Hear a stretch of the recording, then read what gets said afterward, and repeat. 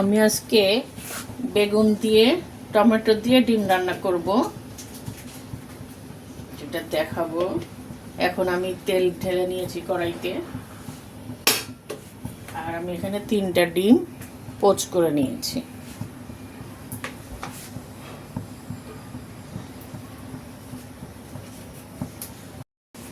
এখন আমি বেগুনটাকে এভাবে কেটে নিয়েছি, এটাকে আমি একটু ভেজে নেব, লবণ ছাড়াই একটু ভেজে নেব আগে।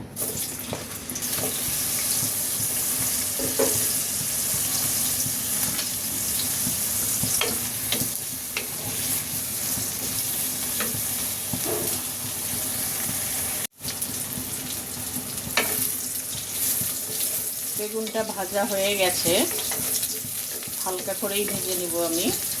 এখন আমি এটাকে আস্তে আস্তে উঠিয়ে নিচ্ছি।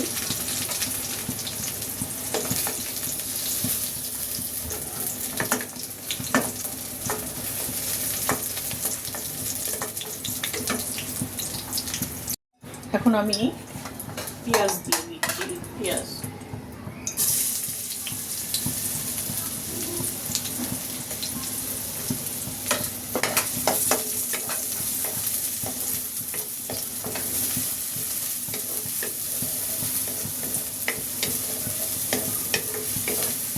পেঁয়াজটা একটু নরম হোক। পেঁয়াজটা লাল হয়ে গেছে, এখন আমি একটু পানি দিচ্ছি মশলাটা দেওয়ার জন্য।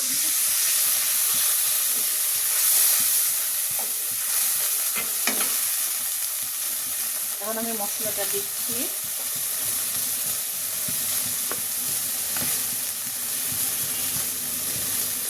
অল্প একটু হলুদের গুঁড়া দিচ্ছি, 1/2 চামচের মতো।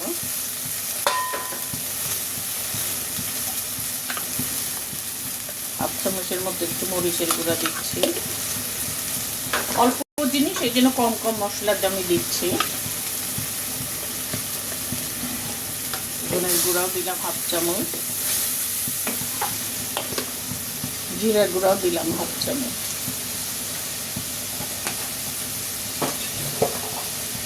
এখন একটু লবণ দিচ্ছি, মশলাটা কষাই। অল্প একটু লবণ দেব।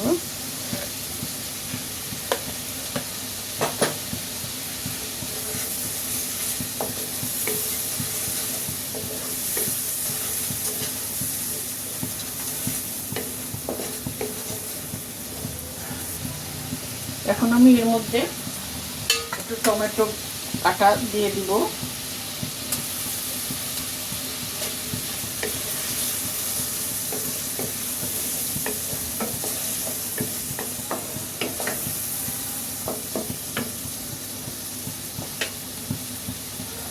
এটার সাথে বেগুনটা দিয়ে দিচ্ছি, দিয়ে এটাকে একটু কষিয়ে নেব।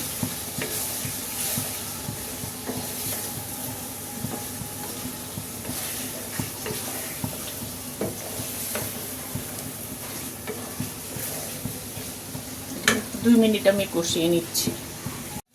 এটা কষানো হয়ে গেছে, দেখেন তেল উঠে গেছে। এখন আমি এখানে হালকা একটু পানি দিয়ে দিচ্ছি।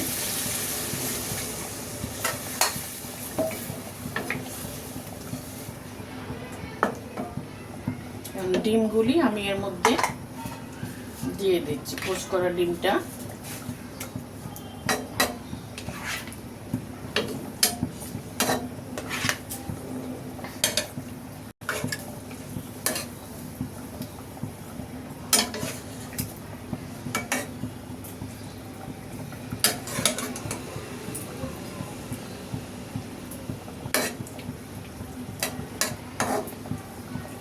একদম চচ্চড়ি হবে।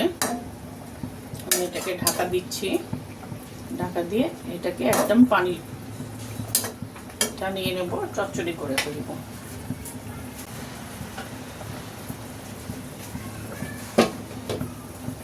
পরে দেখাচ্ছি। এটা চচ্চড়ি হয়ে গেছে, দেখেন পানি টেনে গেছে। আমি এখন এর মধ্যে একটু ধনেপাতা দিয়ে দিচ্ছি।